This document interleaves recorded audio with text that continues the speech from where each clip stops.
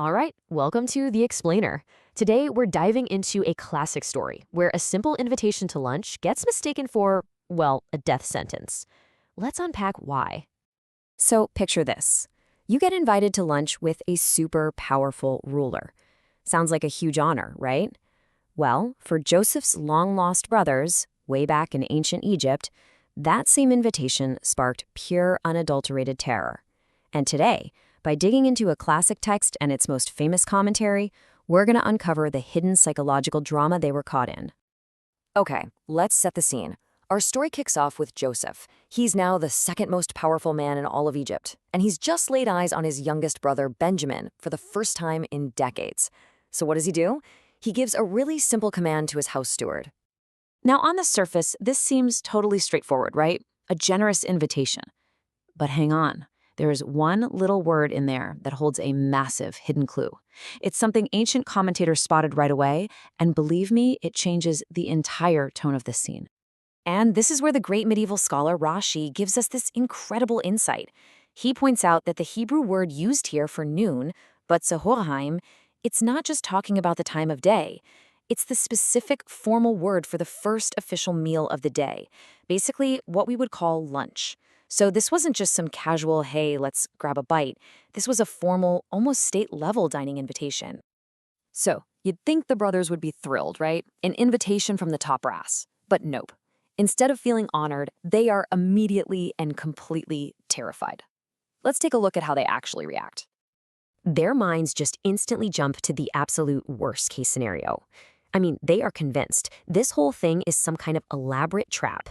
They think it's all connected to this previous mix-up they had with some money. And now they believe they're about to be seized and sold into slavery. So why the paranoia? I mean, it seems a little extreme, doesn't it? Well, Rashi explains that their fear was actually pretty logical. You see, foreign grain traders like them, they would normally just do their business and stay in a public inn. They would never, ever be brought into a ruler's private home. So this huge break from standard procedure, to them, it felt deeply, deeply sinister. This really gets you into their headspace. The original Hebrew word used here, lihitgalal, is so incredibly evocative. It gives you this image of a plot, an accusation being literally rolled down upon them, like a boulder picking up speed, about to crush them. That's how they felt. Okay, so they're in a total panic. They rush right up to Joseph's steward right at the entrance of the house and start trying to proclaim their innocence before anyone has even accused them of anything. And the steward's response? Wow, it is an absolute masterclass in diplomacy. What he says is so reassuring, so disarming, but there's this subtle genius to his words that is so easy to miss if you're not paying attention.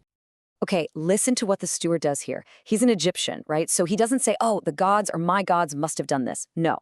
Rashi points out that by specifically saying, your God, the God of your father's house, he's showing this incredible level of cultural respect. He's validating their faith, and he totally reframes the situation. It's not a crime, it's a divine miracle. It's just brilliant. And you know what? This also solves a little puzzle in the text.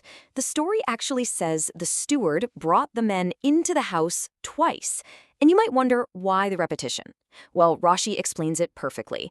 The first time, they were being brought in by force, and they resisted. They stopped right at the entrance. But the second time, that was after the steward's brilliant, calming speech. Now they consented. Now they followed him in willingly.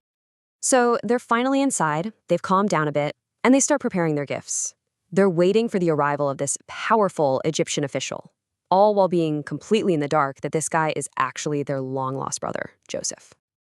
And when Joseph arrives, the exchange is super formal. You can just feel the tension. He asks about his father, the father he hasn't seen in more than 20 years. The brothers answer him very respectfully, and then they perform these two really specific gestures of reverence. This is another cool detail that Rashi points out. The text uses two totally different Hebrew words for bowing, because they actually did two different things.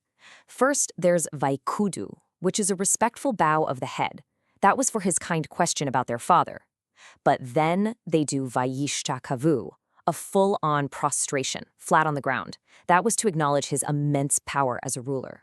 Two separate actions, two separate meetings. But then Joseph's whole formal, ruler-like facade just cracks. He looks up, and he sees him, his brother Benjamin, his only full brother from his own mother, Rachel.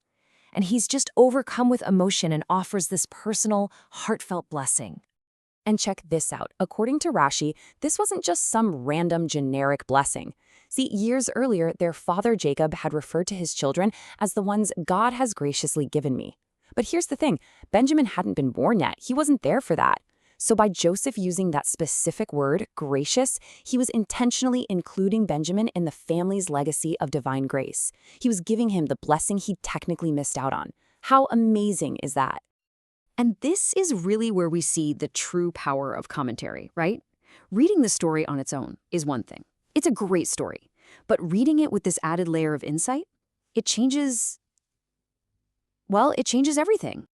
Without this kind of commentary, we just see a simple dramatic story. But with it, we uncover this incredibly rich psychological drama. Suddenly, we get the cultural context that made the brothers so afraid. We see the linguistic clues hiding in plain sight.